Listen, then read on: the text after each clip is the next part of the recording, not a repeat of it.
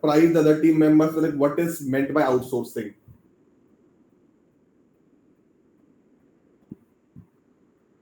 Anyone?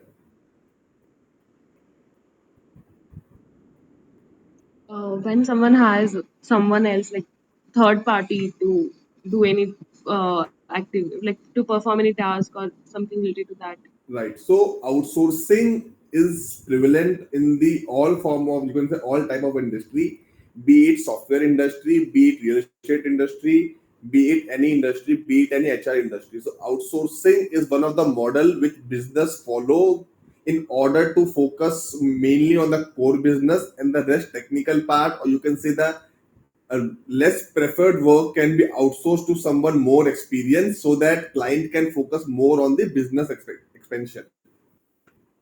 So now coming to the why outsourcing. So there outsourcing can be done for various reasons. Either it can be there is no such. If I talk about mainly about software outsourcing, one of the main reason can be in-house development, or you can say in-house technical team require lot involve lot of cost, and outsourcing it will reduce the cost to somehow. For example, the legal process out, the LPO which are working for the US industry, a US attorney will charge you can say $1,000 per, you can say, per month, or you can say $25 per thousand per month. Whereas in India, the same work can be will be performed by an Indian employee at a mere cost of 3 lakh per annum. So the outsourcing will reduce the cost to, and it will eventually benefit the owner, or you can say the main party. So now coming to the large pool of talent, or you can say the large talent pool. So outsourcing will allow you to basically have a large have an access to the large pool of the talent. So there are few companies which basically are mainly involved into these kind of business only. For example, I want to develop a website. So what I will be doing is, instead of hiring an in-house web developer, I will outsource the work. In case I want to build a software, instead of hiring an in-house software team, I will outsource the work, the software development. So independent software development, or you can say the independent software development and maintenance provider, we can state that this is an outsourced work. So for example, I had an agreement with Mr. A and his company for software development work. So we can term it as an outsourced work. You can say we can name the agreement as an outsourcing agreement. So there is no such fixed, you can say, definition, or you can say that this should include outsourcing and this should not include outsourcing. Any way by which you are getting the work done through a third party rather than being performed through your own individual employees, we can term that business model as an outsourcing model. So any concern or any doubt till now? No, sir. Okay. So is So it similar to freelancing, like other term freelancing for can also be other? freelancing can also be termed as outsourcing. Okay. So freelancing is a subset of outsourcing. So for example, I want someone, I am an HR company, you can say I am an HR company rendering recruitment services. I want someone to review my agreement on a freelancing basis. So I am outsourcing my one work, or you can say my one part of the work to some other company. So that's a freelancing.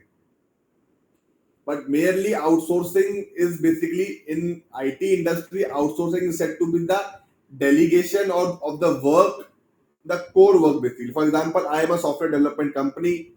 I don't have enough team with me.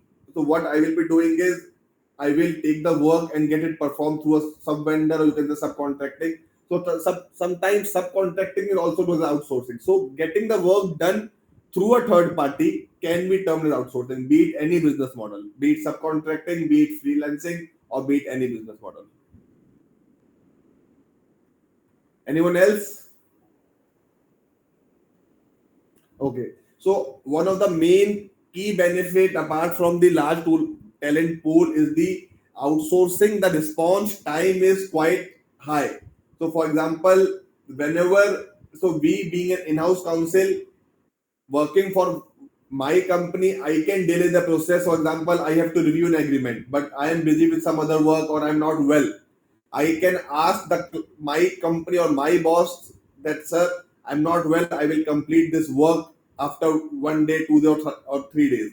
However, in case whenever we have outsourced our legal research work to a law firm, they cannot claim the, you can say, the benefit of delay, and they have to submit the work on the time which they have provided or which they have promised. So in outsourcing, so even getting the research work done through a law firm is also known as outsourcing. So outsourcing is in prevalent in each and every industry. So in outsourcing, the turnaround time is very fast as compared to the in-house time.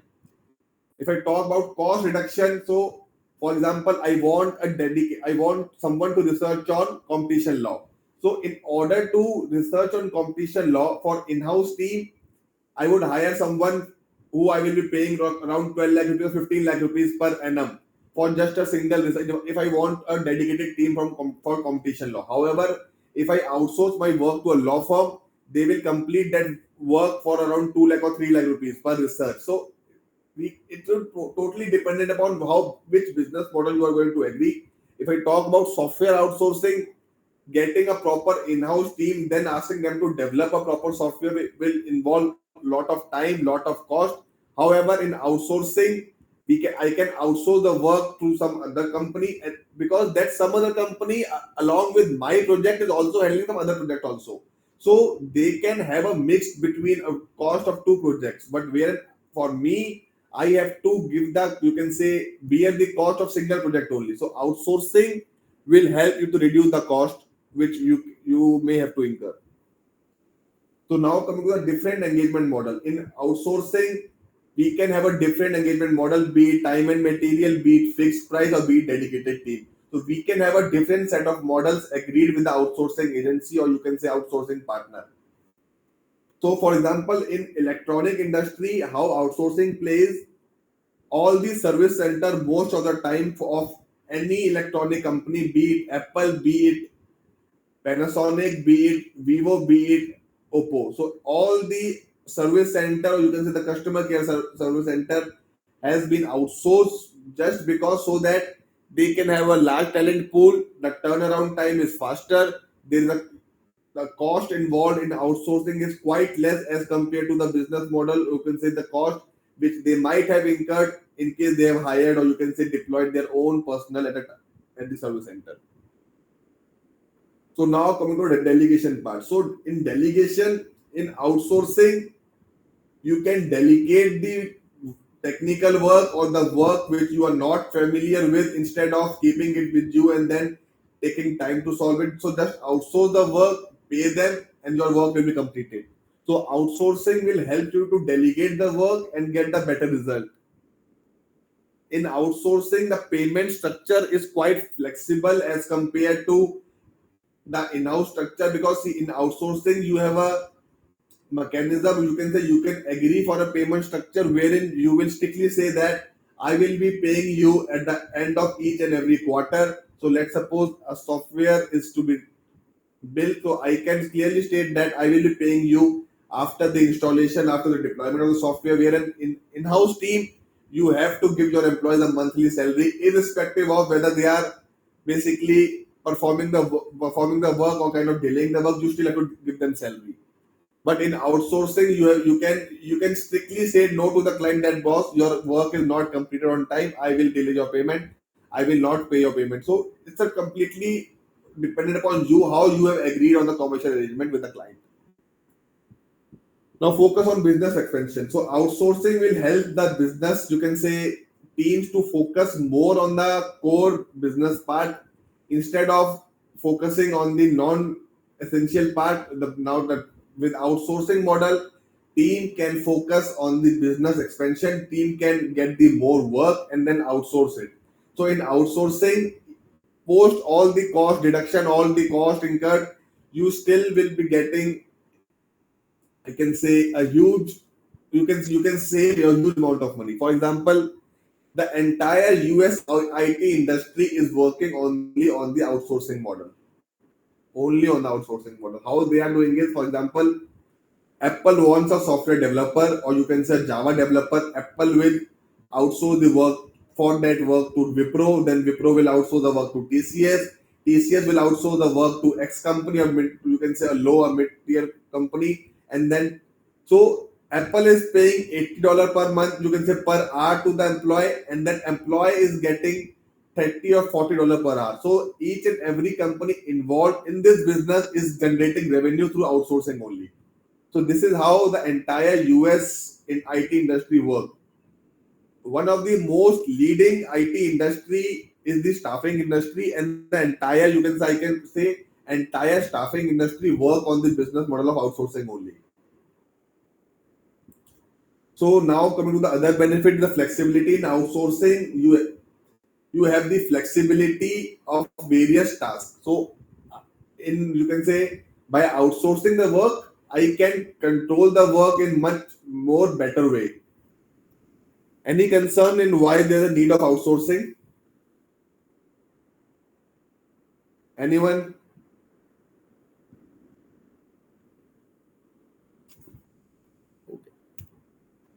So we have already discussed the three types of business model which we are going to discuss again. So we discussed this in software development agreement. So in case my company, I own a company known as, for example, ABC Private Limited. I want to develop a software. So what I can do is I have to, you can say there are two ways. One is basically I hire a complete team of developer who will be working solely for my project, and I will pay them on monthly basis. The other is basically I outsource or I ask someone who is working on freelancer basis to get my work done. Or you can say on freelancer, it can be either service provider who is mainly into these kind of app development. So with all these things, I can agree on it basically on three different business model. One is time and material, wherein, for example, that freelancing is a team of five people, and out of five, three are working on my project, and out of 8 hours a day, they are, you can say, giving their precious 3 hours per day to my project or my work. So I will be paying them on the basis of 3 hour per day basis. So basically, the amount of time spent by each one of them on my project, I will be paying solely on the basis of that time only. At the end of TNM, I will be basically asking them to fill a timesheet. I will be reviewing it, approving it, and then paying it. So this is one model which you can agree in the outsourcing model.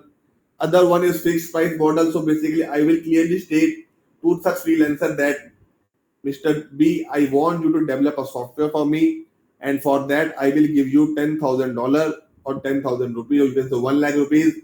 So it's upon you how you want to get the work done, but I want you to meet the deadline. So this is one of the model wherein we have pre-decided the total amount of the consideration, we have fixed it, and now I will be paying only that amount, irrespective of how much personal or how much employee he or she has to deploy for my work. I will just be going to pay him or her the single amount, the fixed amount which we have agreed. Now coming to dedicated team. So dedicated team, how this work is basically, I will have a set dedicated team, or you can say, so this is a manpower deployment work. I will be clearly stating to my outsourcing partner that I want three developer, one project manager, and one administrator. So five people requirement. I will clearly state that I require three developer within the range of 80,000 to 1 lakh rupees, project manager 2 lakh rupees, administrator 50,000 rupees. So I will state my requirement. They will kind of ask, or you can say search from their talent pool, or they will hire someone else, deploy at my prices, and I will be giving them the salary. So how this outsourcing model work is, I will give them 80,000 rupees, and they will give such employee 70, 65, or 50, whichever they have agreed. So this is how they are earning. So it's upon completely upon you how or commercially you have agreed on the business model which you are going to incorporate in the agreement. So any concern on the outsourcing business model? Anyone?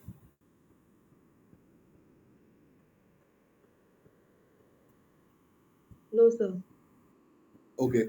So outsourcing can either be through an agreement or either through an, you can say, RFP floated. So Are you guys aware about the tender and RFP process? How RFP is being floated? What a legal team has to do in RFP? How we have to vet it, and what's the entire process of RFP? Are you guys No, aware? no, sir. Pardon? No, No, sir. no, Okay, so do you guys have any idea on what is RFP or what is tender? Do you guys have any idea what is tender, what is RFP, what is RFQ? Tender means usually give the some building construction work for a particular time period. Okay, so tender is not only in the, you can say, real estate industry. Tender, RFP is kind of, you can say, two same kind of thing. So in IT industry also we float RFP. So let me show you how IT industry RFP looks like. Just give me a minute.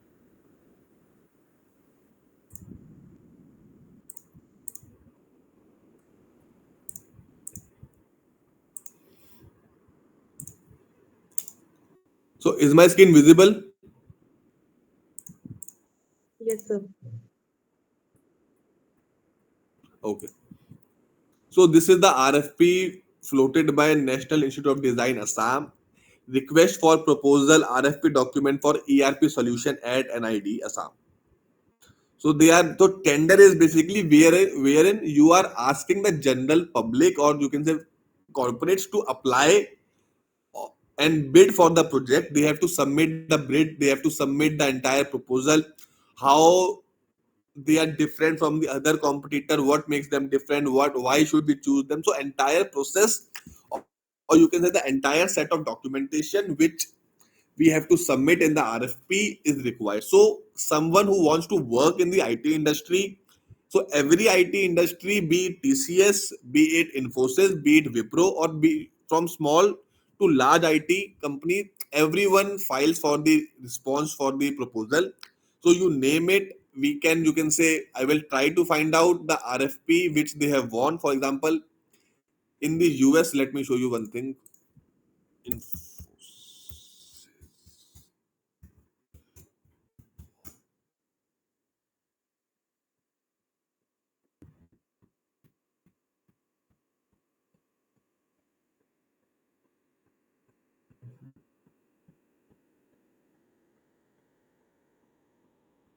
Okay, so let me show you this thing also.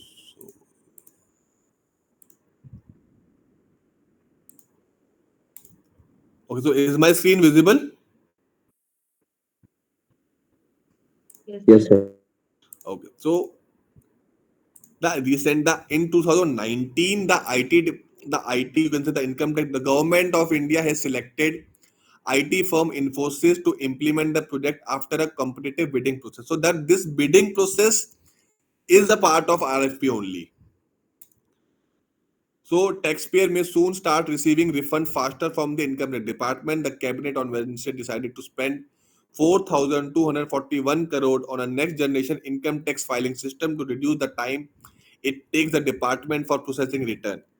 So the entire new system of the income tax portal has been developed by the Infosys, and they won this project through the RFP process only. So this is how basically, so be it any IT company, everyone sits for the RFP. RFP is most of the time floated by government, and sometimes private player also floats IT, or you can say RFP. For example, in my previous company, while I was working with Spice, so Spice floated a RFP wherein we were looking for some third party, or you can say we are looking for our outsourcing partners to whom we can outsource our call center work. So be it any work, or you can say any industry, outsourcing will be there. Be it any industry, RFP or tender process will be there. So being, if you want to excel in your career in IT industry, you should be aware about the entire RFP process, because sometimes company asks you that, are you guys aware about the RFP, how, what a legal team has to do in the RFP process, how they support the business team, and what is the RFP and all those things. So RFP is a must, I can say that. So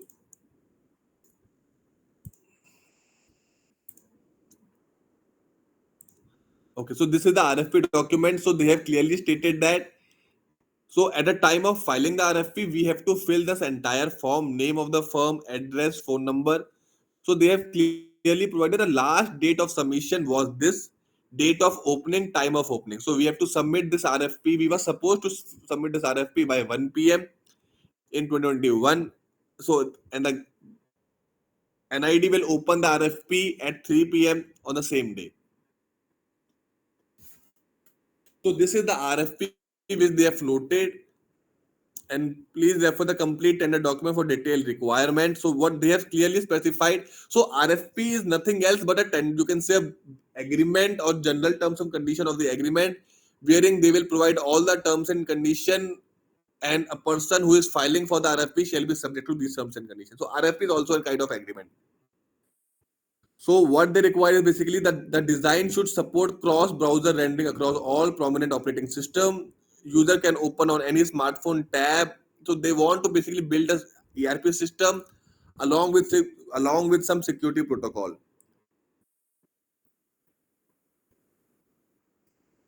So they have clearly stated what the RFP, or you can say the ERP system should have: the software license.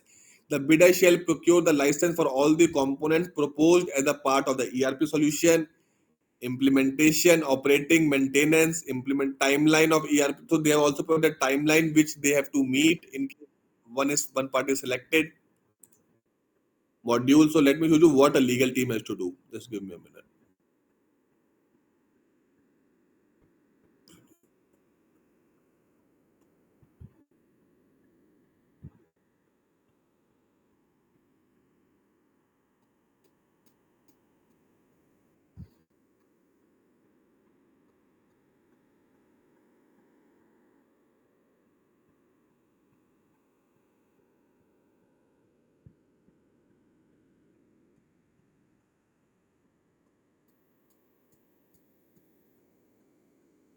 Okay. So all these annexure legal team, what legal team should do is, so first we will try to read all the timeline which we have to abide by at the time of filing the RFP. So small companies, you can say, require the legal team only on work on the RFP, whereas in the large IT companies, so along legal team along with the commercial team along with the business team work on the same set of RFP. So we will bifurcate all the clauses, or you can say the context which respective team has to verify, which respective team has to vet. So we have to take the being you can say, if I talk about small IT companies, so we have to take the confirmation on all the business point from the business team, like whether we will be able to comply with this or not. We will also have to arrange, you can say, all the annexure. So this form also provides for the annexure. So we will ask the respective business team member to arrange all these annexure in line, and the same should be in the set format only. So these things: annexure 2 format for other information, annexure 1 self declaration. Sometimes these RFP also contain some terms and condition which we have to vet, and we have to provide for our deviations to these terms and condition. And so if we talk about RFP which I filed for the Narayana Energy, so we specifically provided for the deviation to specific terms and condition as well as general terms and condition. And post winning the RFP, our contract or our arrangement with such RFP, you can say, floater, shall be governed by such terms and condition only. So this is how legal team support the business team or support in the RFP filing process. So all these form we have to support the business team. So this is the thing. So this is the agreement which post selection we will be signing with the RFP floater. So we have to go through this entire document file. You can say provide for our deviation, like this thing we have to negotiate, or this thing we cannot agree with. We have to provide for our requirement and what we suggest. So this is a complete set of different, you can say, a domain. But RF, you should, being, if you want to work in IT industry, you should have the basic knowledge about how RFP work. Any concern on RFP, like how, that any doubt related to RFP? So, RFP floater can be anybody, like any government or any private entity. Like, is Yes. So for example, I want, so okay, So are you on any freelancer platform, from which you want to avail the work, like be it, name it, any freelancer platform? Upwork. Okay, so whenever a bidder, you can say, post his or her requirement on the Upwork, let's suppose you will also file for your response, right? Yes. So that submission of response is your submission to the RFP, and there basically they have provided their requirement and they are asking each and everyone to file for their proposal. So this is a kind of RFP only. So RFP can be floated by anyone in the market, and anyone who fulfills the criteria can sit, you can say, file for the RFP. Even if you do not fulfill the criteria, you can still file for the RFP. Depending upon whether you will be selected or not will be the sole discretion of the RFP floater, but RFP can be floated by anyone in the market. Okay. Anyone else?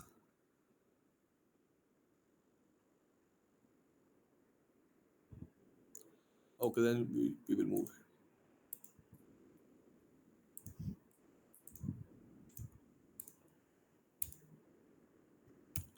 Okay, so if I talk So, about outsourcing, if sorry I to talk interrupt you.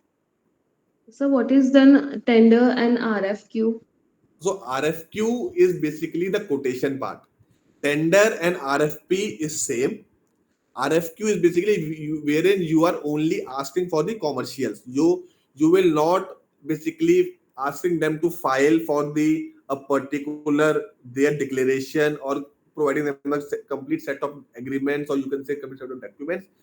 RFQ is only asking, for example, I float an RFQ wherein I will ask each one of you that this is the requirement, please quote your price. So this is RFQ. Only getting the quotation from the prospective bidders is the RFQ. Sometime, so RFP is the major head. RFQ comes under the RFP only. So sometime what company do is they will float the RFQ so that they will get an idea like what is the basic understanding on the prices which a prospective bidders, you can say, which prospective bidders are going to bid for. So post getting an idea on the prices, they will float the RFP.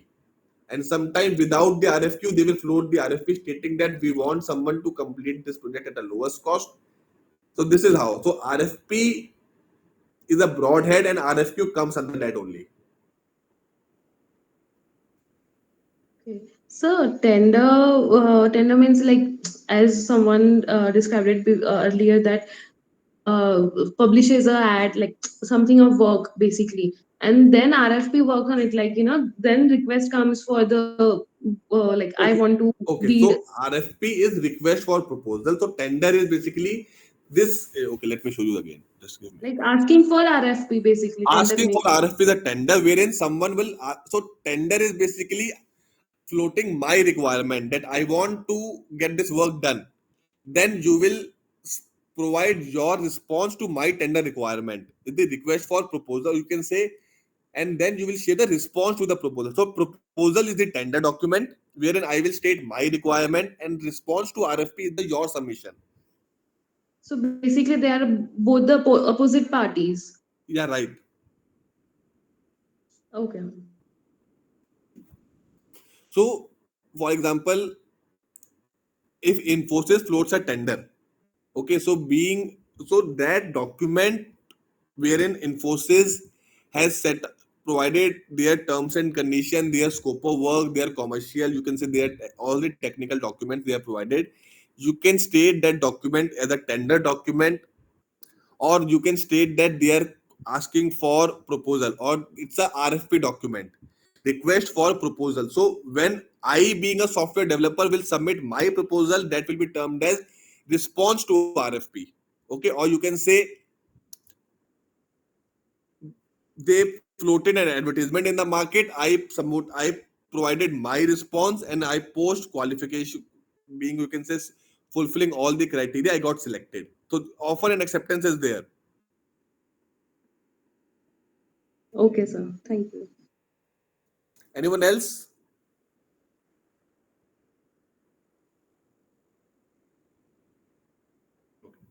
So if I talk about outsourcing agreement, the basic set of clauses which shall will remain common in all the agreements.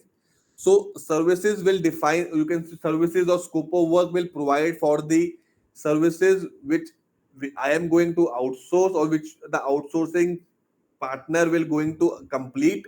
So services or scope of work is similar kind of thing. So either it can be one single services or it can be two different or multiple services. In case there are multiple services involved, rather than being covering all the services in one single, you can say, the main agreement, I will be specifically stating that outsourcing partner, name it ABC, will be rendering services to Devanshu and his company as per the respective SOW. So I will be, you can say, annexing different set of SOW.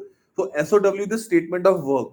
So statement of work is a kind of technique, you can say, not a technical document, but it's more a detailed nature, wherein all the work related items like what work needs to be performed, how is this to be performed, and all the specific work related items will be covered in SOW. I cannot say that SOW is a requirement, but it will. So, for example, I want someone to develop a website or maintain it, then bring leads for me. So it will be better if I have a different set of SOW for each of the services. Developing a website, one SOW, maintaining my website, one SOW, bringing leads for my company, different SOW. So either it can be like this, or I can have a one single SOW annexed to my document stating all the services and respective commercials involved for the each and every services.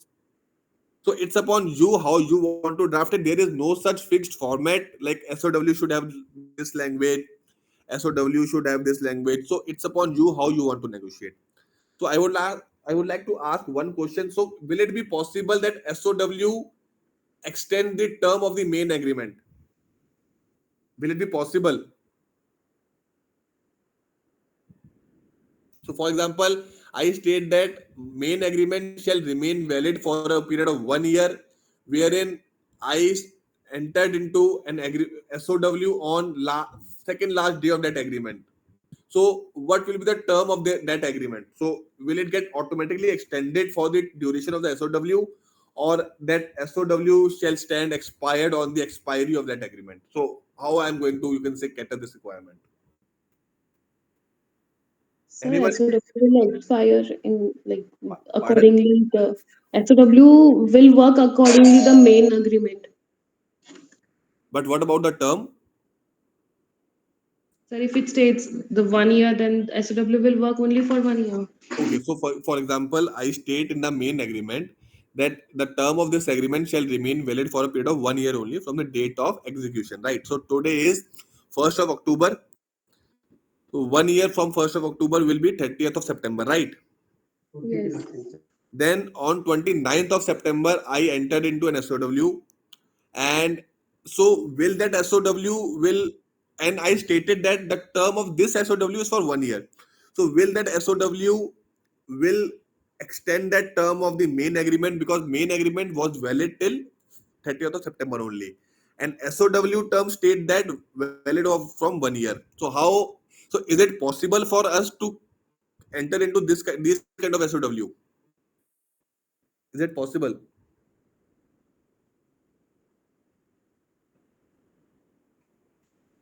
Anyone?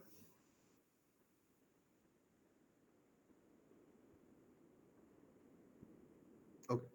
So yes, it is possible. How we can do is, how you can, there is a, we have to add a specific language stating that in case the term of this SOW exceed the term of this main agreement, the term of the main agreement should automatically be extended till the term of the SOW, and the terms and condition as specifically provided in the main agreement, or you can say the general terms and condition, will govern the SOW. So we can draft a language something like this, and this will make, or you can say this will extend the term of SOW, and that SOW shall remain valid for 1 more year, or you can say that that duration of the SOW, and such SOW shall be governed by such terms and condition only.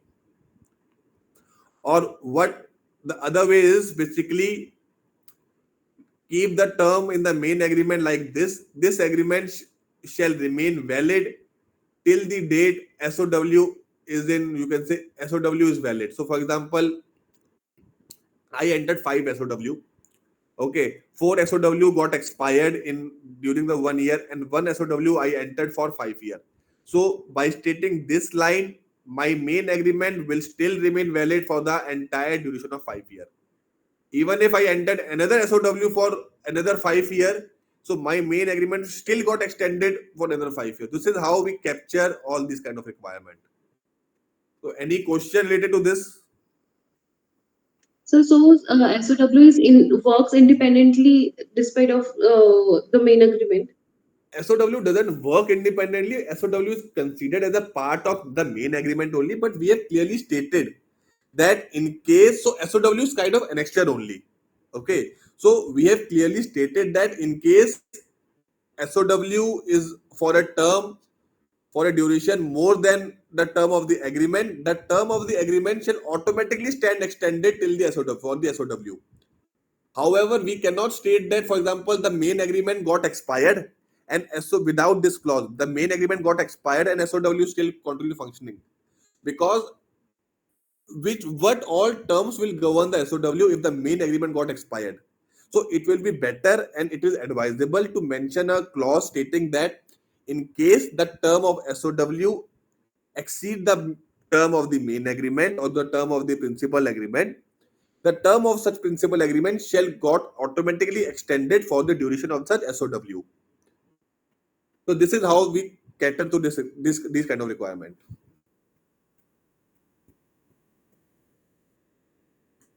Okay, so perfectly got it. Okay. Anyone else? Okay. So now coming to the changes part. So changes in outsourcing agreement or be it any agreement. So basically, we should always we should always have a scope of change requirement. And in case of any change, so either minor change can be done at a free of cost, and in case the changes are, you can say, major changes are required, so such changes shall be governed by with an extra commercial, we can say some extra commercial will be involved. So it's upon you how you want to negotiate. But in outsourcing you can say agreement, or be it any software agreement, software development agreement, software purchase agreement, or be it any agreement, or be it any, not only outsourcing, you can say be it any agreement. So change, the requirement of change might be there, so it's better if we try to capture this clause also. So now coming to the third part, that is term and termination. So term and termination will be in outsourcing agreement will remain similar as we have covered in the other agreement. So this agreement shall remain valid for X duration. The parties may terminate this agreement for cause, without, for convenience, without notice, without, with notice, and all those things we have to cover in the term and termination part. Now coming to consideration part. So consideration is basically will provide for the commercial arrangement which you have agreed. So whether it is T&M model, time and material, whether it's a fixed bid project, whether it's a dedicated team project. So it's upon you how you have negotiated, and you have to capture all these requirement in the consideration. So if I talk about out of pocket expenses, sometimes it's better to have a clarity on out of pocket expenses also. It's upon you, like whether you want to get a specific bill for the out of pocket expenses, travel expenses, or whatever it is. So it's better if you clearly draft the out of pocket expenses. You clearly draft what's the payment method, you clearly draft what's the payment cycle, how invoices will be raised, the time period within which the invoices defect has to be raised. Oh, everything, it will be better if you draft it very carefully and very clearly in order to prevent any kind of ambiguity at a later stage. So any concern in scope of work changes, term and termination consideration part? Anyone? No, sir. Okay. So in outsourcing, if I am working on T&M and if I am working on and dedicated team model, I can have a clause stating that all the recruitment, or you can say all the personnel working on my project shall be approved by client, or you can say shall be approved by me, and I shall decide who shall be working on this project or not. So in fixed bid project, we cannot have these kind of clauses, but in time and material or a dedicated team, I can have, and I can even ask for a right to, you can say, ask my outsourcing partner to terminate the services of few of its employee, stating prior, you can say, a proper justification and giving them an opportunity of being heard. So whenever, you can say, you are giving a right to terminate the agreement, to terminate the, you can say, services, always and always ask for a justification, always provide that parties, you can say, for example, there is a clause stating that in case of breach, client will terminate the agreement. So if in case you are representing the outsourcing partner, always stated that client may terminate this agreement provided a prior written notice along with a reasonable opportunity of being heard is provided to the outsourcing partner. Because see, prior to the termination, at least party should sit, party should talk, and party should discuss what went wrong. So it's upon you how you want to draft and how you want to twist the language, and you will learn these skills basically while drafting more and more agreements. And so start reading about the agreement, start reading what different clauses, how termination have, you can say, how different set of companies have covered termination in, you can say, their agreements, or you can say, be it any clause, try to read as much as you can. So let me give you name of a site wherein you can file all the agreements. So are you guys aware about Law Insider? Yes. Okay.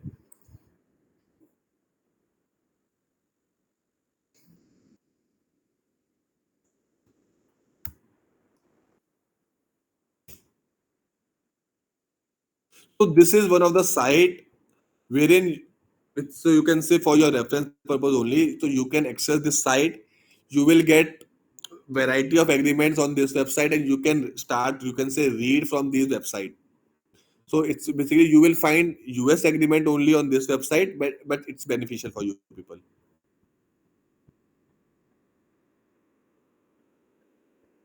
Okay. So now coming to the subcontracting part. So in outsourcing, either I can allow subcontracting or either I cannot.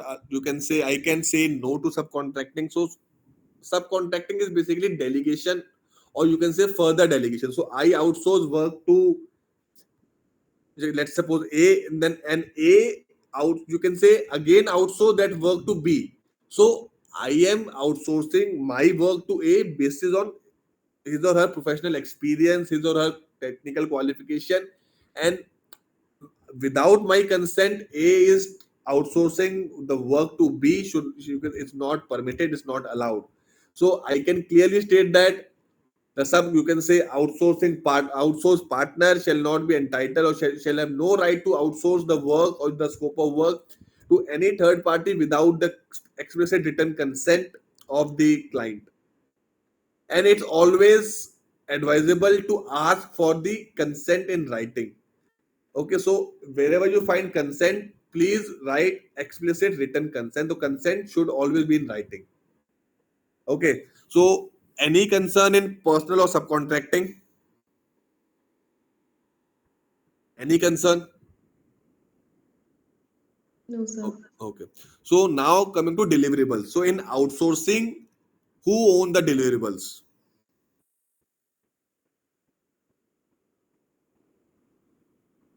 So for example, I asked Snehal to develop an agreement for me. So I paid Snehal. So Snehal will own that agreement, or being, you can say, I will own that agreement, the content or the verbatim of that agreement. Sir, you definitely.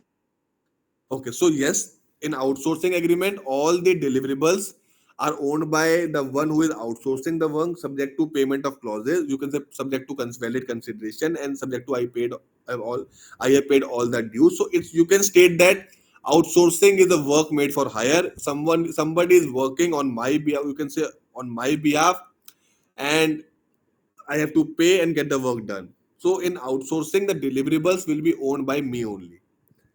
So insurance is sometimes required and sometimes it's totally dependent upon you and the, for example,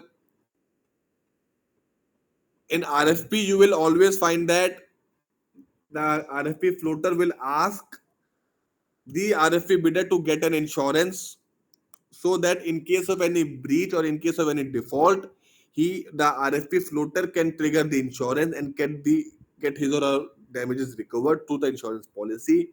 It's upon you. So I sometimes I we have negotiated very well on the insurance part, stating that the consideration amount is too low and we are, you can say, there is no such specific requirement for the insurance part.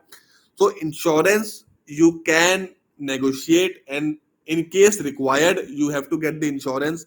Sometimes the RFP clearly state that insurance is a mandatory requirement, and no one and a party who is not willing to take the insurance shall not be, you can say, will not be qualified for the next round. So it's upon you, on the basis of terms and condition, whether you want to take the insurance or not. So even if, for example, when corporates approaches a hotel for the all the events, so even the hotel asks the corporate to get an insurance, so that in case of any default on the part of corporate, hotel can trigger the insurance and get the damages recovered from the insurance company.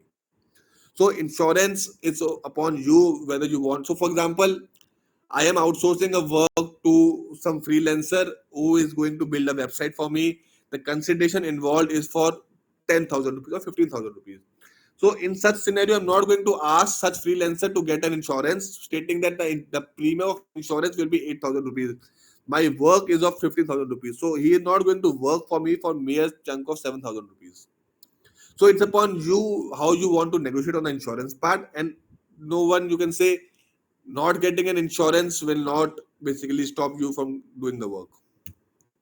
So now coming to the liability part. So liability in outsourcing, like I can basically, for example, I outsource a software development work to A, and I have clearly made it. You can say I have made it clear that I have to submit this work. You can say that this work has been outsourced to you for the submission to the my client, and I have made it very clear. So in such scenarios, you can say I can even claim for the damages which has been incurred for me for the breach of the agreement, but that should not be considered as a remote damages. In liability we have to state that neither you can say the client, neither the outsourcing partner will be held liable for the remote damages, or the general basic, you can say, the section 74 terms. And outsourcing partner will try to limit his liability for the, you can say, will try to cap his liability for the amount of the consideration which he or she has received. And being a, you can say, client, I will state that the liability will be limited except wherein outsourcing partner has breached the applicable law, breached the confidentiality obligation, breached the, you can say, the third party IP rights. There is fraud on the part of outsourcing partner. There is the gross negligence, or there is a willful misconduct. So, are you guys aware about gross and negligence? Gross negligence and normal negligence. What's the basic difference between these two terms, gross negligence and normal negligence? Anyone?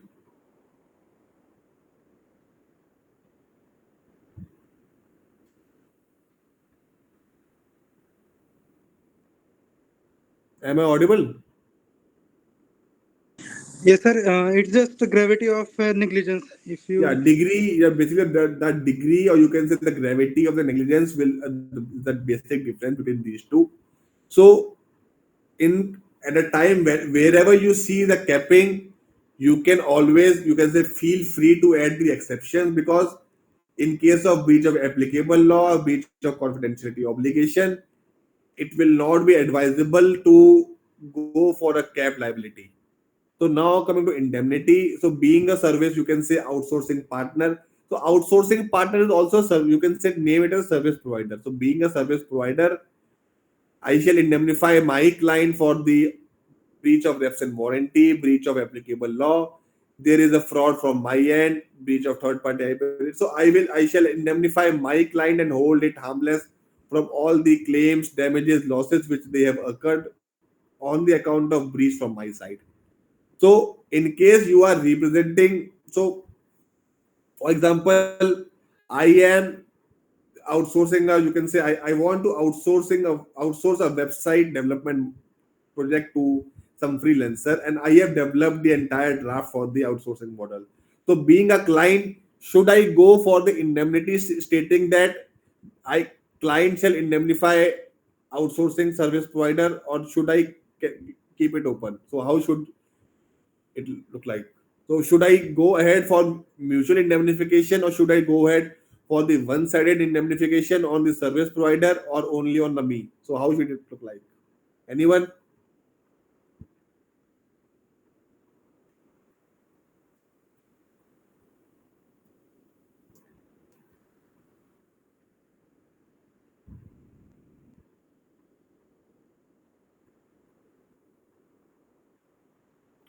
Okay, so in case you are representing and you have developed your own template, neither you can say you should never agree for indemnity to the other party, being you are a service provider. So for example, I am the service provider, I am rendering services. It's upon my client to check whether they want indemnification from my end or not. But if I have developed a template, I will never ever uh, voluntarily provide for the indemnity. So it's upon you. Basically, this is a just a base, you can say, an advice from my side. In case you have developed a template, try to cover all the possible aspect as required, and however, never take the liability, or never provide, you can say, never go for to such an extent stating that the agreement should be neutral to both the parties. No, your first and foremost requirement, or the first and foremost, you can say, action should be to safeguard the interest of your company. Even if you are providing services, you should clearly state that the client should indemnify you. Service provider shall indemnify client should not be there in the template which you have prepared. So any concern in indemnity, or you can say limitation of liability part till now? Anyone? Okay. So whenever I'm outsourcing, or you can say I'm outsourcing some of my work, so the other party will be subjected to some confidential information which I am going to provide pursuant to my arrangement. So you should always go for a confidentiality clause stating that it can be, you can say, stating that the other part, the receiving party, shall keep my confidential information with the, you can say, with confidentiality, treat it in a manner which, like a way in which it treat its own information, should not disclose it to the third party without my consent or except on a need to know basis. All these general clauses should be there in the outsourcing agreement. So the clauses of the outsourcing agreement will be similar to the other agreement. However, the scope of work should be clearly defined in order to allow the client, or you can say the outsourcing partner, to get an idea stating that this is an outsourcing model, and try to define the entire scope of work either in one place or through a different scope of work, or the statement of work. It's upon you how you want to draft it, but try to cover as much as you can, and try to cover with clarity all the things. So anyone, any doubt related to today's class, be it outsourcing, be it RFP, or be it anything else? Anyone?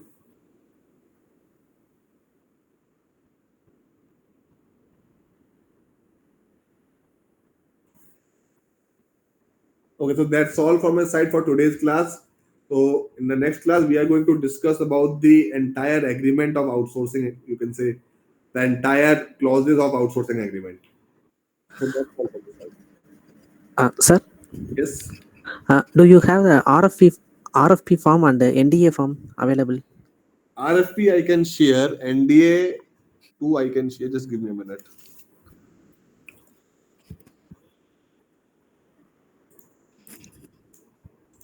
Any RFP will work, right? Yes. RFP. So this is the format, you can say RFP part. Okay.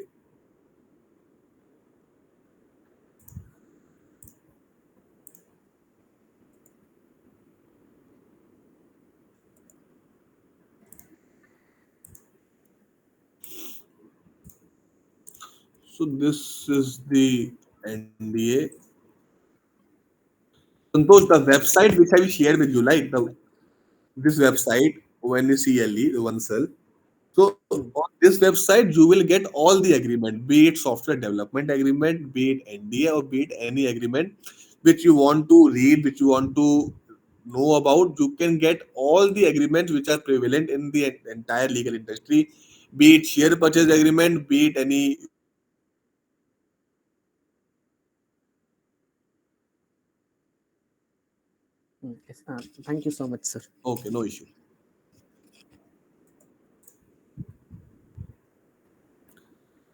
So thank you. Bye. Thank you, sir. Thank you, sir. Thank you, sir.